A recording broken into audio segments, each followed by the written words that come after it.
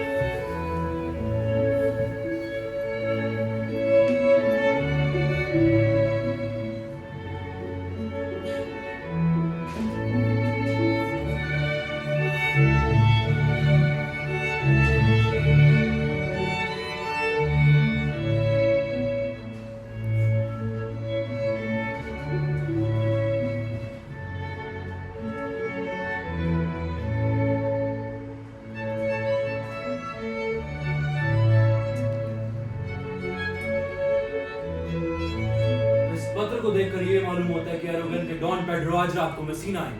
अब तक तो वो मेसिना के नजदीक आ पहुंचे होंगे। जब मैं उनसे जुदा हुआ था उस समय ही वो मुश्किल से 9 मील की दूरी पर रहे होंगे। तुम्हारी तरफ से इस लड़ाई में कितने लोग मारे गए? बहुत थोड़े ही, पर हाँ, कोई एक भी प्रधान व्यक्ति नहीं मारा। जब विजेता अपनी रणभूमि या पूरी सेना को जीवित वापस लेकर आता है तब वह जीत दूनी होती। पर हाँ, ये तो बताओ, इस पत्र को पढ़कर ये मालूम होता है कि फ्लोरेंस का रहने वाला कोई क्लॉडियो नाम का युवक डॉन पेड्रो का कृपा पात्र बना हुआ है और उसे डॉन पेड्रो ने सम्मानित भी किया है। वो इसके योग्य भी है। जो भी सम्मान डॉन पेड्रो ने उन्हें दिए हैं वो उसके गुणों की उपयुक्त है। जितने की उस जैसे नवयुवक से आशा नहीं की जा सकती, उससे कहीं अधिक बहादुरी और योग्यता उसने दिखलाई है। यद्यपि एक मेमने की तरह सीधा दिखता है, पर उसने युद्ध में बहादुरी और साहस से सामना किया है कि इस तरह की बहादुरी की कल्पना तो पुराने सूरवीरों के साथ ही की जा सकती है। निसंदेह उसकी सी आयु वाले युवा के लिए कार्य बहुत बड़ा है। यह मसीना में उसका एक चाचा रहता है। वो इस खबर को सुनकर बहुत खुश होगा। उनके नाम का पत्र मैंने पहले ही उनको दे आया हूँ और उससे उनका चेहरा एक साथ खिल उठा। सच, उनको इतनी अधिक खुशी हो रही थी, उनके भार से आंखों से आंसू बहने लगे, जो किसी दुखद अवसर पर ही रहते हैं। क्या सच में इस तरह रोने लग गया था? हाँ, उनकी आंखों से लगातार आंसू बहते ही जाते थे। प्रेम का ये स्वाभाविक उद्गार है। सच पूछो तो ऐसे व्यक्तियों से सच्चा व्यक्ति संसार में और कोई नहीं हो सकता। किसी दुखी रोते हुए प्राणी को देखकर प्रसन्न होने से खुशी के आंसू बहाना कहीं अधिक अच्छा है। कृपया मुझे ये तो बताइए, क्या श्रीमान माउंटेन तो युद्ध से वापस लौट आए? देवी, इस तरह के व्यक्ति का नाम तो मैंने नहीं सुना है। इस नाम का व्यक्ति कोई सेना में नहीं था। कौन है बेटी? इसके बारे में तुम दूर से पूछ रही हो? वेकर्स का मतलब पैंडो और श्रीमान बेनेडिक्ट से है भाई। ओह, वे तो वापस आ गए और सदा की तरह वे उतने ही खुश हैं। उसने इनामी पहलवानों, खिलाड़ियों और भूमि हकीमों की तरह प्रसिद्ध में एक आम घोषणा करवाई है कि वो रूप की देवता कामदेव से मुकाबला करेगा। उसे अपने रूप में इतना गर्व है, समझता है कि वो कामदेव से भी अधिक स्त्रियों के हृदय पर उसका प्रभुत्व है। तभी तो वो हल्के पर वाले तीरों से उनके हृदय को बैठने के लिए कामदेव को चुनौती दे रहा है। मेरे चाचा के विदूषक ने इसके इसी गर्व का मजाक बनाने के लिए उसे कौवों की ओर तीर चलाने की चुनौती दे दी। ये तो बताइए, इस युद्ध में उसने कितने लोगों को मारा है और कितनों को खाया है? पहले तो यही बताइए कि उसने कितनों को मारा है, क्योंकि मैंने भी यही प्रतिज्ञा की थी कि वो जितनों को भी मारेगा उनमें से प्रत्येक को मैं खा जाऊंगा। सच बेटी, तुम तो बेनेडिक्ट को बहुत अधिक बदनाम करती हो। देवी, उन्होंने युद्ध में बहुत कीमती काम किए हैं। तुम्हारे पास सड़े गले अंडे और कुछ खराब खाना रहा होगा जिसको वो हजम कर गया होगा। वैसे भी तो बहुत बहादुर खाओ और पेट भी तो बहुत अच्छा है उसका। देवी, वे एक बहादुर सिपाही भी हैं। स्त्री के लिए बहादुर सिपाही होंगे, पर एक सरदार के सामने क्या है? देवी, वे सरदार के सामने सरदार हैं, आदमी के सामने आदमी। और खैर छोड़ो, वे सरदार हैं या नहीं हैं, लेकिन किसी आदमी के सिर 6 गुण उनमें पूरी तरह है। तिनके के सहारे चलने वाली गुड़िया से किसी गुण में कम नहीं है। उसके पास जो भी गुण है वो तो खैर छोड़, हम सब साधारण प्राणी हैं। मेरी बेटी की बातों को गलत मत समझिए श्रीमान। उसमें और श्रीमान बेनेडिक्ट में तो अक्सर बातों का झगड़ा चलता रहता है। वह दोनों जब भी मिलते हैं तो वही वाकपटुता से प्रतियोगिता भी शुरू हो जाती है। और दुर्भाग्य की बात यह है कि वो कभी भी इस प्रतियोगिता में नहीं जीतता। हमारे पिछले संघर्ष में इसकी 5 गुणों से भरी हुई 5 बातों में से 4 तो घायल होकर रण क्षेत्र से भाग गए। अब उसके पास एक ही गुण बचा है, वो है उसकी साधारण बुद्धि, जो उसको सिर्फ मार्ग बता सकती है। खैर, यदि ये भी पर्याप्त मात्रा में रहे और उसे ठंड और गर्मी से बचाती रहे तो उसको बड़ी सावधानी से रखना चाहिए, क्योंकि उसी से ही तो उसमें और उसके घोड़े में कुछ फर्क मालूम होता है। ये तो बताइए, आजकल उसका प्रिय मित्र कौन बना हुआ? हर महीने तो अभिन्न मित्र बनाते हैं जिसके साथ वो भाई पत्नी का सौगंध खाया करता है। क्या ऐसा हो सकता है? हाँ, बिल्कुल हो सकता है। और फिर वो प्रायः सौगंधों को ऐसा बदल जाता है जैसा मानो सिर की टोपी को। नए फैशन आने पर तो पुराने को भूल ही जाता है। डॉन कैट्रो आ पहुंचे हैं।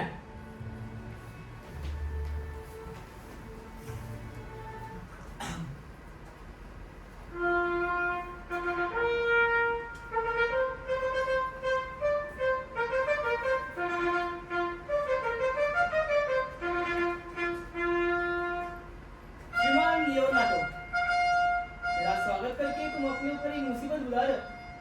लोगों का आम रिवाज तो उस चीज को टालने का है जिसमें कुछ खर्च हो, लेकिन तुम अपनी इच्छा से मेरी अगवानी के लिए आगे बढ़ रहे हो। मेरे स्वामी, आप तो इस घर में कभी भी किसी आपत्ति के कारण नहीं बने। जब मुसीबत खत्म होती है तो कहते हैं सुख और चैन आता है, परंतु जब आप यहाँ से चले जाते तो आपके साथ सारा सुख और चैन चले जाता है और हमारे लिए दुख और चिंता छोड़ जाते हैं। तुम इतने बड़े खर्चे को खुशी से उठाने के लिए तैयार हो ना?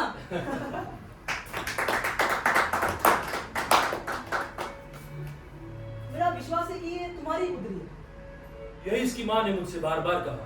श्रीमान, क्या आपको इसके बारे में कोई संदेह था जो आपने उनसे इसके बारे में पूछा? नहीं श्रीमान बेनेडिक्ट, तुम तो उस समय बच्चे थे। ये तो सीधा तुम्हारे मुंह पे चपत लग गया बेनेडिक्ट। अब तो तुम एक भरे पूरे नवयुवक हो, पर लियोनार्डो की बात है, हम तुम्हारे चरित्र के बारे में पूरा अंदाजा लगा सकते हैं। लड़की की शक्ल सूरत से तो अच्छी तरह पता चलता है कि उनके पिता होना। अपने पिता से मिलती जुलती सूरत पाने के लिए अपने आप को धन्य समझो। अगर श्रीमान लियोनार्डो उसके पिता है तो चाहे उनकी सूरत कितनी भी बदलती हो, लेकिन वो अपने उभरे हुए युवक चेहरे को पूरे मेसिना की दौलत को लेकर भी अपने पिता के दाढ़ी वाले चेहरे से नहीं बदलेगी। मुझे बड़ा आश्चर्य होता है कि जब तुम्हारी बात कोई सुनता तक नहीं तब भी तुम बड़बड़ करते ही जाते हो। क्या तुम अभी तक इस पृथ्वी पर बनी हुई हो? ओ घृणा रूप स्त्री! जब बेनेडिक्ट जैसा भोजन उसको मिलता है तो घृणा रूप स्त्री क्यों पृथ्वी से उठ जाए? तुम्हारे सामने साक्षात नम्रता भी आ जाए तो घृणा के रूप में बदल जाएगी। तब तो वह नम्रता बहुत ही चंचल स्वभाव की इधर से उधर पल पल में लुढ़कने वाली होगी। लेकिन मैं तो ये जानता हूँ कि तुम्हारे सिवाय सभी स्त्रियां मुझसे प्यार करती हैं, और मेरी तो सदा यही इच्छा होती है कि मेरा हृदय कभी इतना सख्त ना हो। लेकिन मुझसे सच पूछो तो मुझे उनमें से एक से भी प्यार नहीं है। वो तो बेचारी उन स्त्रियों के लिए सौभाग्य की बात है, नहीं तो प्रेमी के रूप में काफत उनके पीछे लग जाती और उनकी तबीयत पूरी तरह उठ जाती। मैं भगवान को और अपनी इस बेरुखाई को धन्यवाद देती हूँ, क्योंकि इस दिशा में तो हम दोनों के विचार एक ही जैसे हैं। अगर कोई आदमी आकर मुझसे यह कहे कि वो मुझसे प्रेम करता है तो उससे ज्यादा मैं अपने कुत्ते को भौंकता हुआ सुन सकती हूँ। ईश्वर करे तुम्हारा इसी तरह का दिमाग रहे, जिससे कोई भी बेचारा व्यक्ति तुम्हारा प्रेमी या पति बनकर अपने मुंह की खाकर दुर्भाग्य का शिकार न बने। अगर उसका चेहरा तुम्हारे जैसे हो तो चाहे जितना भी मुंह की खा ले और जितना भी उसका मुंह नोचा जाए तो भी उसकी वर्तमान स्थिति से ज्यादा क्या ही बढ़ता होगा।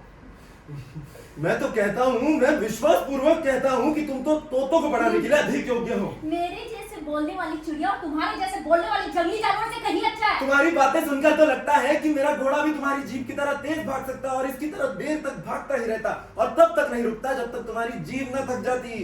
भगवान के लिए जैसी भी तुम हो वैसी ही बनी रहूं, मुझे तुमसे कुछ और नहीं कहना। ये तो आपके सर्वथा योग्य है। मैं आपको बहुत पहले से जानती हूँ। जब आपको किसी कोने में धकेल दिया जाता है तो आप गुस्सा घोड़े की तरह चाल चलने लगते हैं। इस तरह के शोरगुल का यही परिणाम होता है लियोनार्ड। तो क्लोडिया, बेनेडिक्ट, श्रीमान बेनेडिक्ट, मेरे प्रिय मित्र लियोनार्डो ने आप सभी को निमंत्रित किया। वैसे मैं अपने मित्र से ये कह रहा हूँ कि हम लोग उनके यहाँ करीब 1 महीने तक ठहरेंगे। वैसे देखा जाए तो वे अपने हृदय से यही कामना करते हैं कि ऐसी कुछ घटना हो जाए जिसके कारण हम 1 महीने से अधिक रुके। मैं सौगंध का करके था कि उनका हृदय इतना ही सच्चा, तो मेरा पूरा विश्वास है कि ये सच्ची प्रार्थना उनके सच्चे हृदय से निकल रही है। मेरे स्वामी, आपकी बात अड़ल रही।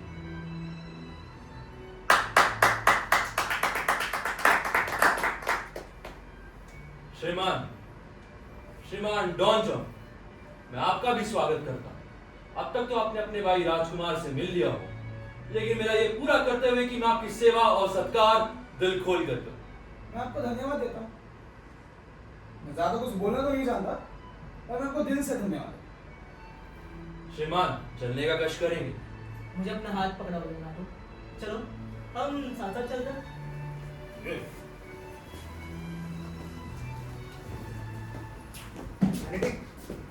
तुमने लियोनार्डो की पुतली को अच्छी तरह देखा था? हाँ देखा तो था, लेकिन मैंने कुछ खास ध्यान उसके ऊपर नहीं दिया था। क्या वो अत्यंत सुंदर और लचीली नौकी नहीं दिखती? मुझे ये बताओ कि जैसे एक ईमानदार आदमी चाहता है, वैसे क्या तुम मेरी सच्ची और निष्कपट राय जानना चाहते हो, या तुम्हारी इच्छा है कि मैं एक ऐसे आदमी की तरह जो स्त्री जाति की ओर कठोर विचार रखने का बहाना करता है, अपने आदतन तरीके से बताओ? नहीं, मुझे तो तुम्हारी काफी गंभीर और सोच विचार के पश्चात निकली हुई राय की आवश्यकता है। तो सुन, मुझे लगता है कि वह हर दृष्टि से इतनी छोटी है कि उसकी ऊंची प्रशंसा नहीं की जा सकती। उसका रंग इतना काला है कि खूबसूरत तो उसको कहा ही नहीं जा सकता, और उसका कद भी इतना छोटा है कि लंबे बदन के लिए उसकी प्रशंसा नहीं की जा सकती। मैं तो सिर्फ उसकी यही प्रशंसा कर सकता हूँ कि उसकी शक्ल सूरत जो कुछ है उससे कुछ अलग होती तो भद्दी होती, लेकिन जैसी भी वो है, हृदय पर उसके रूप का कोई असर नहीं होता। मुझे लगता है तुम अभी तक यही सोच रहे हो कि मैं मजाक कर रहा हूँ। मैं तुमसे प्रार्थना करता हूँ कि मुझे सच सच बताओ, तुम उसके बारे में क्या क्या सोचते हो? तुम क्या उसको खरीदना चाहते हो जो ये सब जांच पड़ताल लगा रहे हो? क्या दुनिया की सारी दौलत मिलाकर भी ऐसा बेशकीमती हीरा मिल सकता है? हाँ, हीरा ही नहीं बल्कि उसको रखने की डिब्बियां भी। लेकिन क्या तुम ये सब गंभीर होकर बातें कह रहे हो, या यूं ही ये कहना चाहते हो कि अंधा लड़का कामदेव का पीछा करने के लिए एक बुरे शिकारी कुत्ते की सी आंखें रखता है, या लुहारों का देवता वल्कन एक असाधारण बढ़ई है? अच्छा, ये सब मजाक की बातें छोड़ो और मुझे ये बताओ कि मैं ऐसा क्या कहूं जिससे हम और तुम एक स्वर में बोलें। मेरा तो ये कहना है कि मैंने संसार में जितनी भी स्त्रियां देखी उसमें सबसे सुंदर तो वही है। ठीक, मेरी भी अच्छी खासी आंखें हैं, इन्हें तो अब तक चश्मे की भी जरूरत नहीं, लेकिन मैंने तो उसमें कोई ऐसा असाधारण सौंदर्य नहीं देखा है। सच तो ये है कि उसके तेज स्वभाव को छोड़कर बाकी सौंदर्य में तो उसकी चचेरी बहन बिएट्रिस उससे कहीं आगे है। उन दोनों में तो इतना ही अंतर है जैसे मानो वो तो शीत मास का अंतिम दिन हो और बिएट्रिस बसंत का दिन।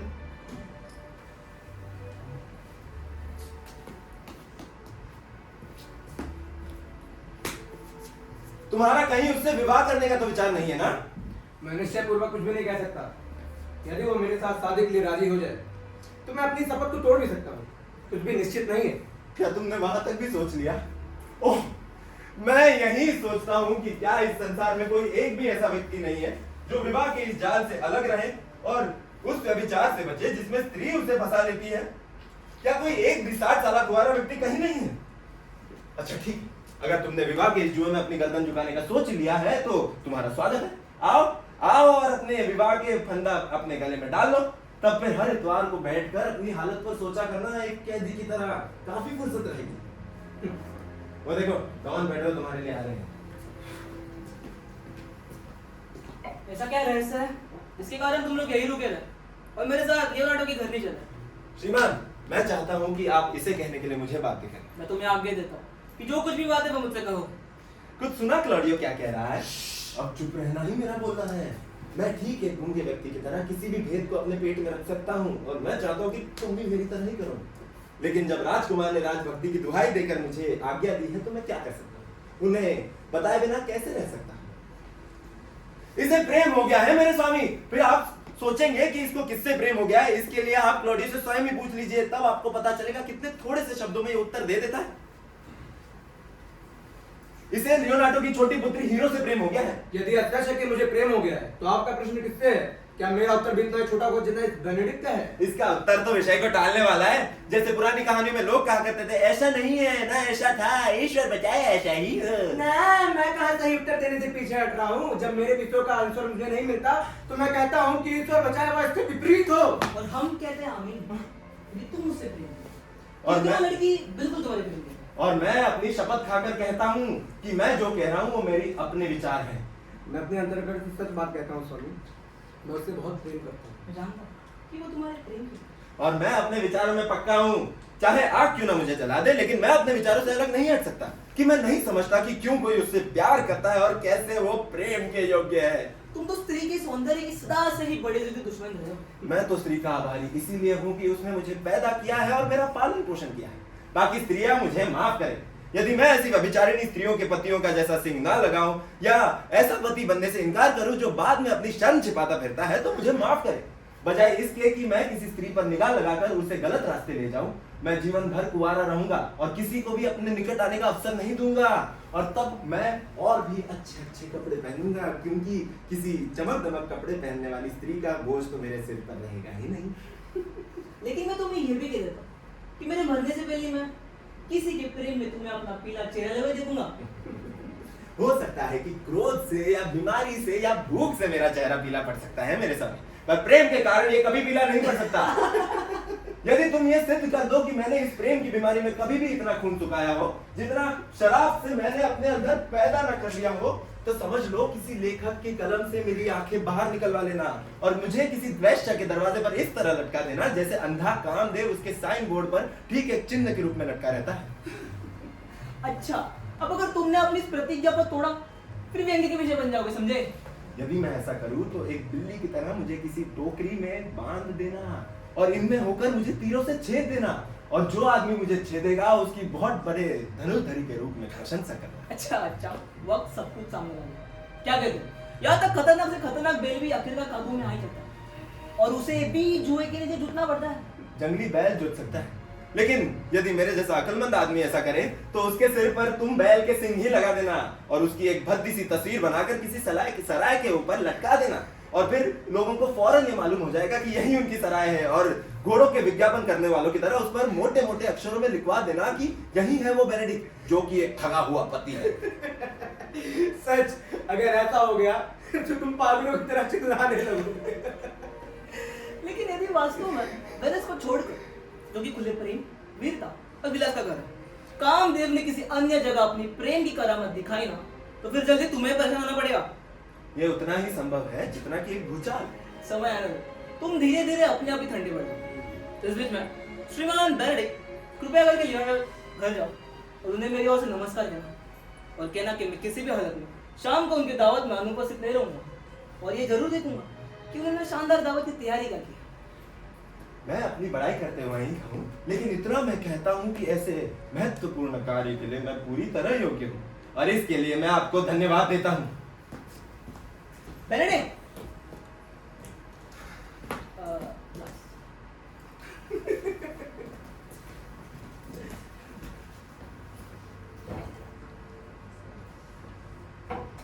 मेरे लिए ये जानना पर्याप्त है कि तुम प्रेम करते हो। अब उसका उपाय मैं कुछ ना कुछ ढूंढूंगा। आज रात को उत्सव नाटक वगैरह होने वाला है।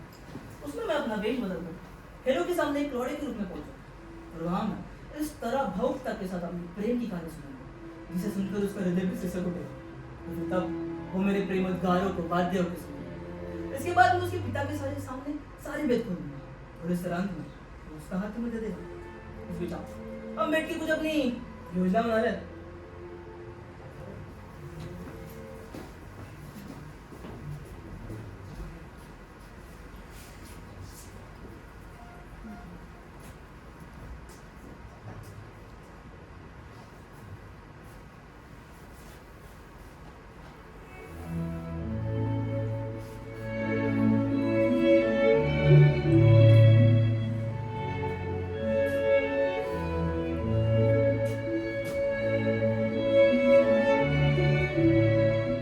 कहिए मित्र, मेरा भतीजा यानी तुम्हारा पुत्र कहाँ है? क्या उसने उत्सव के लिए संगीत का प्रबंध कर लिया? वह उसकी तैयारी में बहुत व्यस्त है। वैसे मैं तुम्हें एक ऐसी खबर दे सकता हूँ जिसकी तुमने आशा भी ना करी होगी। क्या कोई अच्छी खबर है? देखो, भविष्य में क्या होता अधिक तो उस पर निर्भर करता है, लेकिन बाहर से तो ये अच्छी खबर मालूम होती है। राजकुमार क्लॉडियो के साथ आज मेरे बाग में टहल रहे थे।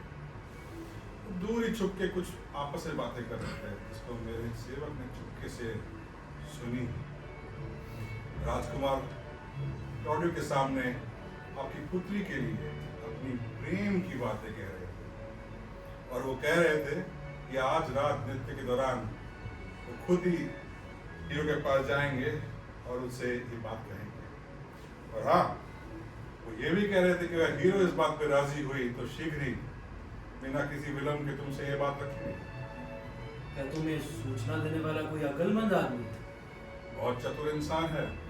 चाहते हो तो मैं बुलाता हूँ, कुछ भी पूछ सकते हो।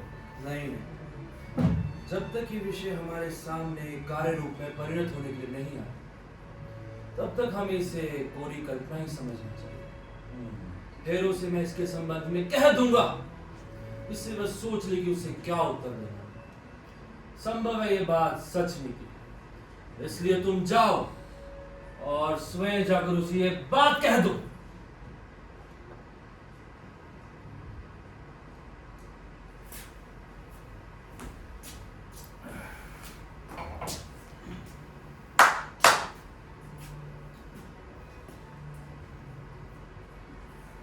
मेरे भाइयों, आप तो अपना इस विषय में काम जानते ही।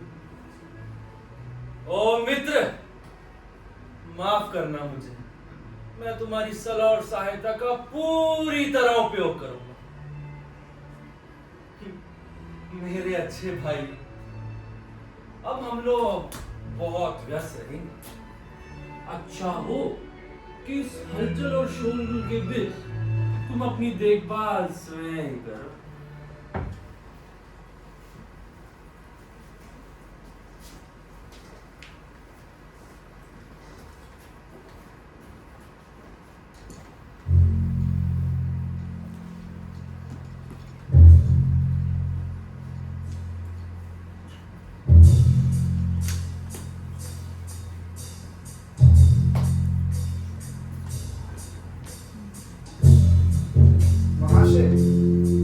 भगवान के लिए मुझे बताइए, आप इतने परेशान क्यों हैं?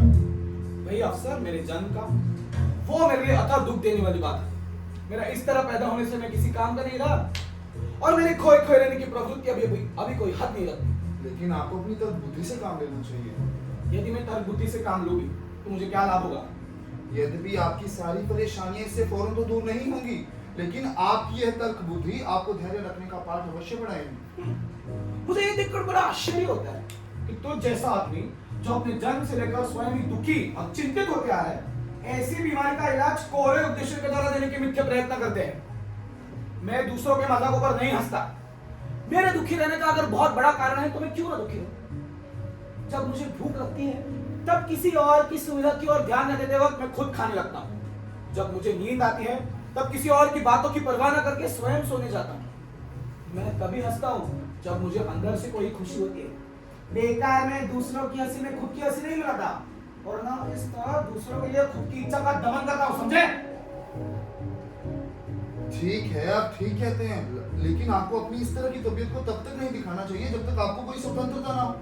आप खुद ही देख लीजिए, अभी से कुछ दिन पहले आपने अपने भाई का विरोध किया था और फिर उन्होंने आपसे मित्रता कर दी। अब आप यह समझ लीजिए, उनसे मित्रता निभाना तब तक असंभव है जब तक आप अपने को उनके स्वभाव के अनुकूल ना बदल लें। यदि उसका सा स्वभाव बनाने में मुझे कुछ भी फायदा होगा तो बजाय एक बाग के फूल बनने से मैं एक जंगल का फूल बनना पसंद करूंगा। बजाय इसके कि कोई झूठा तरीका अपनाकर मैं किसी का कृपा पात्र बनूं, मेरी तबीयत को तो किसी के घृणा के पात्र बनना ही अधिक रुचता है। हाँ, इस तरीके से मेरी उन ईमानदार व्यक्तियों में कोटि नहीं गिनना की जा सकती जो कुछ ना कुछ खुशामद करके अपना निर्वाह करते हैं।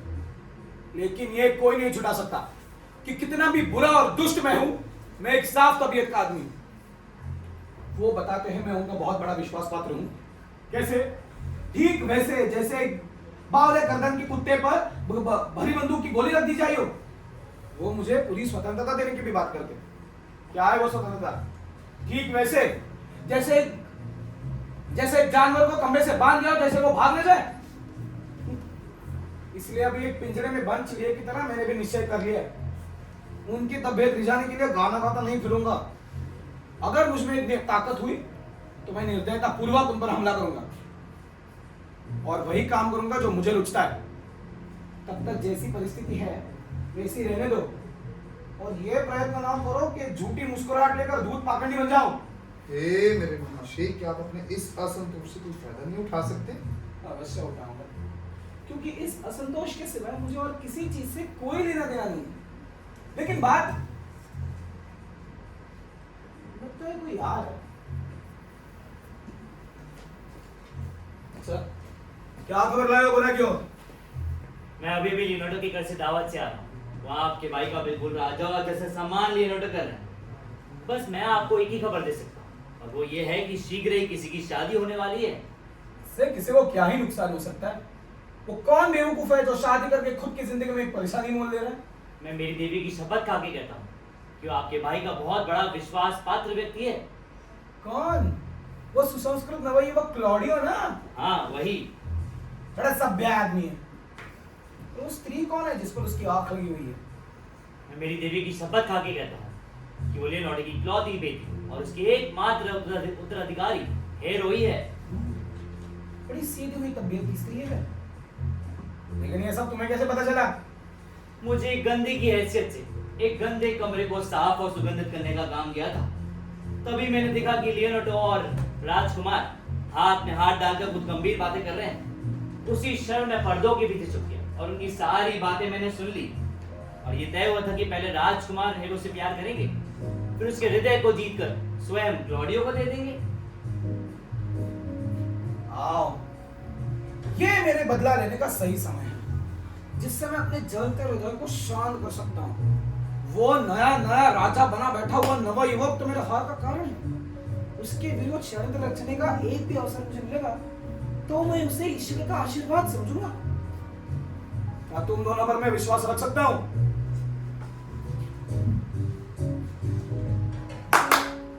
तुम दोनों इस परिस्थिति में मेरा सहायता करोगे ना?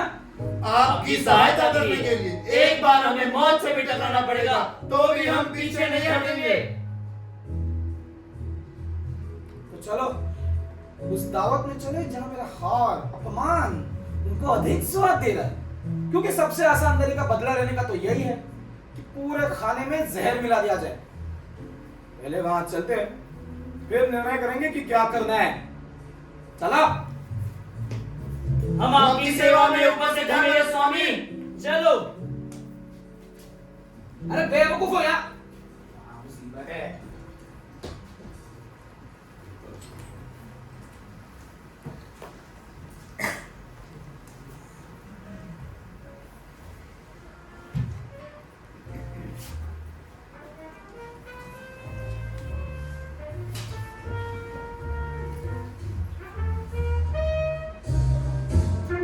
डॉन जॉन धड़क में नहीं है। मैंने तो उसे नहीं देखा। उसका चेहरा कैसा हंसा और चिंता से दबा हुआ दिख रहा था। मैंने जब उसे देखा तो सच कि तेजाब पीने से एक घंटे बाद पेट चलने लगता है, उसी तरह मेरा हृदय दुख से चलने लगा। वो तो स्वभाव से दुखी लगता है। जो डॉन जॉन और बेनेडिक्ट के बीच स्वभाव रखता होगा वो निश्चित रूप से बहुत ही अच्छा होगा, क्योंकि इन दोनों में से एक तो भूमि मूर्ति के समान है और दूसरा तो घर का बिगड़ा हुआ बच्चा जो ढीठ है और बातूनी है। मतलब कि डॉन जॉन को बेनेडिक्ट की थोड़ी सी बातूनी और मजाकिया आदतें सीखनी चाहिए और बेनेडिक्ट को डॉन जॉन की थोड़ी सी उदासी और चिंता सीखनी चाहिए। इस तरह सुडौल पैर वाला और भरी हुई थैली जैसा आदमी ही एक स्त्री को जीत सकता है, बशर्ते कि वो स्त्री उससे प्रेम करने लग जाए। मेरी बेटी, ये मैं निश्चय पूर्वक कहता हूँ कि जब तक तुम्हारी जुबान ऐसी तेजी से चलती रही तब तक तुम्हें तुम्हारे लिए पति नहीं मिल पाएगा। सच, जबान तो उसकी बहुत ही कड़वी है। लेकिन जो बहुत कड़वा होता है वो कड़वा होने से भी कुछ अधिक होता है। मैं तो भगवान की देन पर एक निश्चित सीमा बांधती हूँ, क्योंकि कहावत चलती आ रही है कि भगवान मुझे पति नहीं देगा, इसलिए मुझे कोई सीन नहीं देगा। इसी से तुम पर बड़ा अभिशाप गिरेगा कि तुम्हें तुम्हारे जीवन में वाद्य ध्वनि सुनने का सुंदर अवसर कभी मिल ही नहीं पाएगा। ठीक है, बशर्ते कि मुझे कोई पति ना मिले, इसलिए मैं भगवान से दिन रात एक ही प्रार्थना करती हूँ कि हे भगवान, मेरा पति दाढ़ी वाला। ओह, कितनी नफरत है मुझे इससे। तो अच्छा मैं कुंवारी बनना ही पसंद करूंगी। क्या तुम्हें बिना दाढ़ी वाला पति भी तो मिल सकता है? ऐसा पति का मैं करूंगी क्या? वो तो बिल्कुल स्त्री जैसा ही दिखेगा और फिर मैं उसे अपने कपड़े पहनाकर अपनी नौकरानी बना लूंगी। दाढ़ी से आदमी नवयुवक से कहीं अधिक दिखता है और अगर नहीं तो वो आदमी नहीं दिखता। इसलिए मुझे किसी रीछ नचाने वाले के नीचे ही काम करनी पड़ेगी और फिर मैं अपनी ईमानदारी से 6 पैसे कमाऊंगी। और फिर जब कुंवारी बुढ़िया होने के अपराध में उसके बंदरों को नर्क तक ले जाना पड़ेगा। अच्छा, तो क्या तुम नर्क को जा रही हो? नहीं, मैं तो सिर्फ नर्क के दरवाजे तक ही जा रही हूँ, क्योंकि जब मैं वहां पहुंच जाऊंगी तब यम मुझसे ये कहेगा कि जा बेट्रिस, स्वर्ग की ओर भाग जा, क्योंकि यहाँ कुंवारी कन्याओं के लिए कोई स्थान नहीं है। यहाँ तो सिर्फ पतियों के लिए ही सुरक्षित स्थान है। अच्छा बेटी, मैं सोचता हूँ इन मामलों में तुम अपने पापा की बात ही मानोगी। निसंदेह आपकी बेटी आपकी आज्ञा का भी पालन करेगी और आपकी इच्छा भी पूरी करेगी। लेकिन हाँ, मैं ये कह देती हूँ, तुम अपने लिए पति ऐसा ढूंढना जो सुंदर नवयुवक हो, और अगर नहीं तो अपने पिता के सामने सिर झुका कर ये कह देना कि तुम अपनी इच्छा के विरुद्ध विवाह नहीं करोगे। मेरी बेटी, मैं तो बस यही देखना चाहता हूँ कि तुम्हारा विवाह तुम्हारे किसी पसंद के व्यक्ति के साथ बड़ी खुशी से हो जाए। ये तो तब तक आशा नहीं किया जा सकता जब तक भगवान किसी आदमी को मिट्टी के सिवाय कोई और पदार्थ से ना बना ले। क्या एक स्त्री के लिए अपमानजनक की बात नहीं है कि कोई मिट्टी से बना हुआ प्राणी उसके ऊपर शासन करे और उस बेचारे को क्षण भर में टूटने वाले मिट्टी के पुतले के सामने उसके दिन भर का लेखा चुका देना पड़े। लेकिन जो मैंने तुमसे कहा है उसे याद रखो। यदि राजकुमार तुमसे विवाह करने के लिए प्रेम करे तो तुम जानते हो कि तुम उसे क्या उत्तर देना।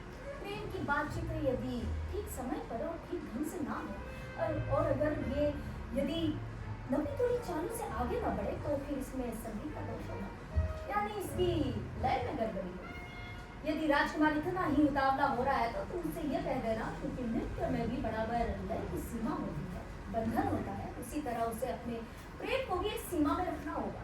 और जब तुम ये कहो तब तुम एक स्थिर नृत्य नाचने लग जाना। मेरी प्यारी बेटी, तुम तो बहुत ही चतुर। जी हाँ चाचा, जब मेरे आंखों के सामने खुली होकर कोई चीज आ जाती है तो मैं उसे अच्छी तरह से देख सकती हूँ। लो, वे तमाशे करने वाले आ गए। भाई चलो हम मिलकर उनके पर्याप्त स्थान का प्रबंध करें।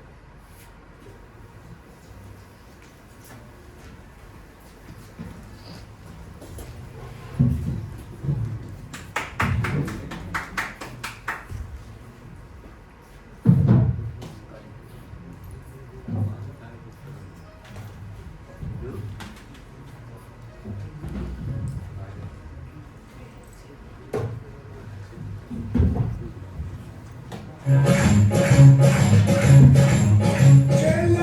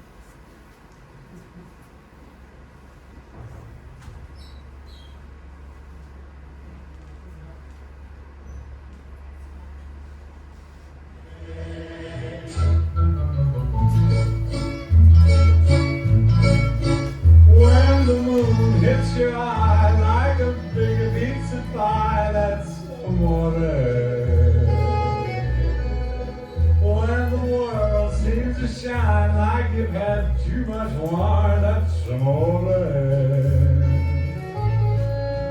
Bells will ring, jingle-ling-a-ling, jingle-ling-a-ling, and you sing Vita Bella.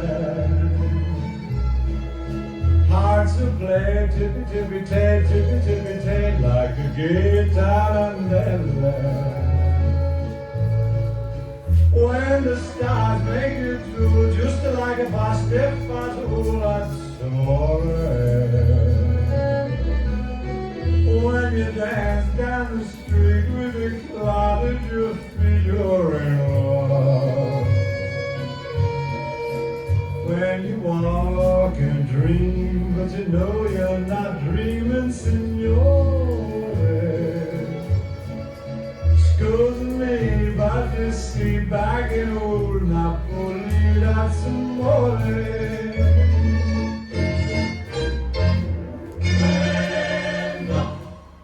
देवी, क्या तुम अपने प्रेमी को अपने साथ रहने का अवसर प्रदान करोगी?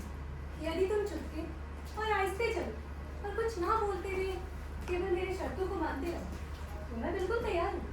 खास तौर पर तब जब तुम्हारे पास से जाने का प्रश्न है, तब तुम मेरी ही बातों को मानो तो मैं बिल्कुल तैयार हूँ।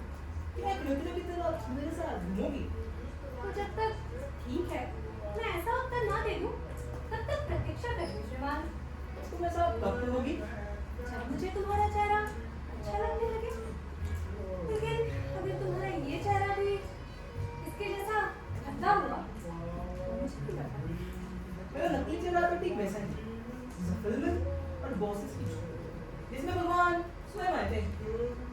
यदि तुम्हारा नकली चेहरा उस झोपड़ी के समान है तो अवश्य उसमें छप्पर पड़ेगा होगा। धीरे धीरे बोलो, मेरे तुम प्रेम की बातें करना चाहती हो। मुझे ये तो बताइए आपको ये खबर किसने दी? माफ कीजिए, ये मैं आपको नहीं बता सकता। तो क्या मैं ये भी नहीं जान सकती कि आप हैं कौन? इसके लिए भी आप अभी तो मुझे माफी कहिए। ये श्रीमान बेनेडिक्ट के सिवाय कोई और आदमी नहीं हो सकता जिसने आपसे ये कहा होगा कि मैं बहुत तेज स्वभाव हूँ। मैंने अपनी सारी वाक्पटुता को कहानियों नामक किताब से ही सीखा। किसके बारे में कह रही हैं आप?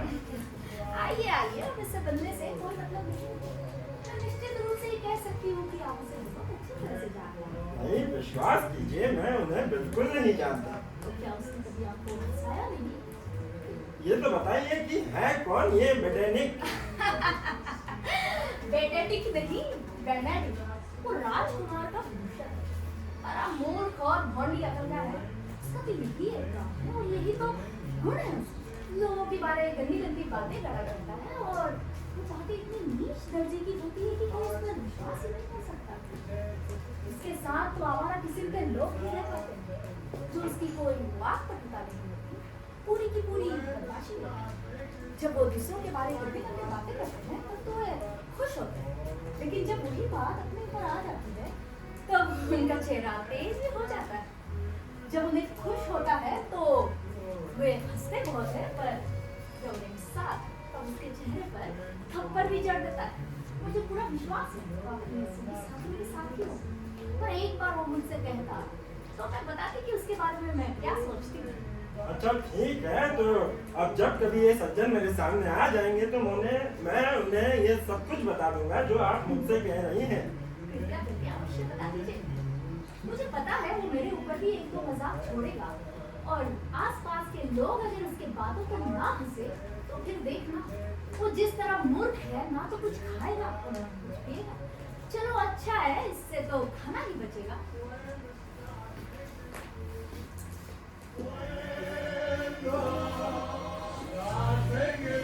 Just like my slippers, that's amore.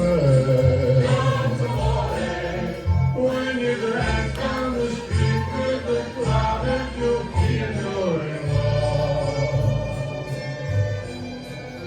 When you walk into a dream, but you know you're not dreaming. मुझे पूरा विश्वास है कि मेरा भाई हीरो से प्रेम करता है, तभी तो उसके पिता को अलग लेके जाके बातचीत करने गया है। सारी स्त्रियां तो हीरो के साथ निकल गई।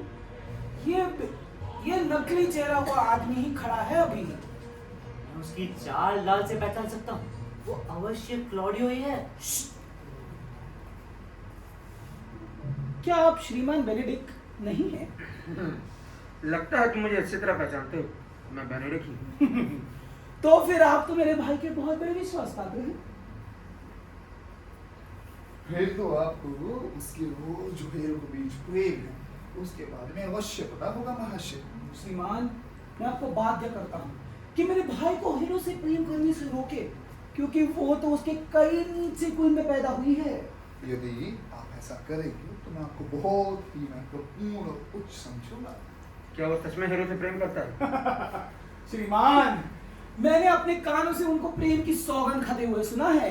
हाँ, मैंने भी सुना। मैंने भी सुना। वो कह रहा था कि वो आज ही रात उससे शादी कर लेगा। चलो तो उस दावत में चले।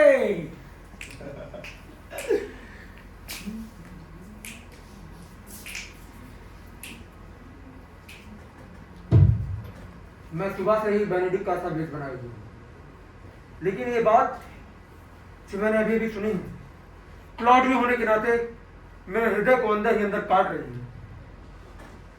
ये बात सच्ची होगी कि राजकुमार ने अपने लिए हीरो से बात की। प्रेम में किसी अपने विश्वसनीय मित्र पर भी भरोसा नहीं किया जा सकता।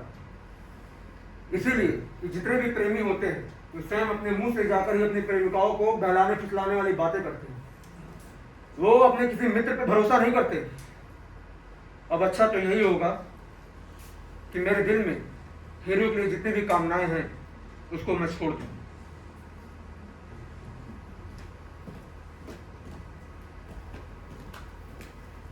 क्या मैं इस समय श्रीमान क्लॉडियो से बात कर रहा हूँ? हाँ। आप जरा मेरे साथ वहां चलेंगे? कहाँ? वहां उस पास वाले पेड़ तक। तुम्हारे ही काम के लिए कह रहा हूँ। अच्छा ये बताओ कि टूटे हुए प्रेम की निशानी के लिए तुम माला किस तरह पहनना चाहोगे? जैसे एक ब्यासखोर अपनी सोने की जंजीर की माला पहनता है वैसे अपने गले में पहनना चाहोगे, या जैसे सिपाही स्कार्फ लगाता है वैसे अपने कंधे के चारों ओर पहनना चाहोगे? क्योंकि डॉन पेड्रो ने अपने लिए तुम्हें हीरो के बाहर पैक निकाला है। मैं इसके लिए उन्हें शुभकामनाएं देता हूँ, वो खुश रहे। तुम तो ऐसा बोल रहे हो जैसे कोई चौपाए बेचने वाला अपना बैल बेचते समय करता है। लेकिन ये बताओ कि क्या तुमने कभी अपने हृदय में भी ये कल्पना की थी कि राजकुमार तुम्हारे साथ कुछ ऐसा करेंगे? मैं आपसे निवेदन करता हूँ श्रीमान, मुझे अकेला छोड़ दें। अब तो तुम नाहक दूसरे आदमी पर गुस्सा उतार रहे हो। अरे ये तो वैसा ही हो गया जैसे कोई अंधा लड़का है जो उसका एक लड़के ने गोश्त चुरा लिया और फिर जिस दिन उस लड़के को पता चला उस दिन उसने सोचा कि उस लड़के को पीटूंगा, लेकिन सामने एक खंबा आ गया तो वो अंधा उसी को पीटने लग गया। ठीक है, यदि तुम यहाँ से नहीं जा सकते तो मैं ही चला जाता हूँ। श्रीमान, ये बताइए कि क्लॉडियो का क्या आपने उसे कहीं देखा है? श्रीमान, जो कुछ खबर मुझे उसको देने के लिए दी गई थी उसका मैंने अफवाह फैलाने का काम किया है। मैंने ये देखा कि क्लॉडियो इस तरह दुखी और सूना सूना सा बैठा था जैसे किसी की सराय जिसमें कोई आता जाता ना हो, सूनी बनी पड़ी रहती है। मैंने उससे कह दिया कि आपने हीरो का हृदय जीत लिया है, और मैं समझता हूँ कि ऐसा कहकर मैंने ठीक ही किया,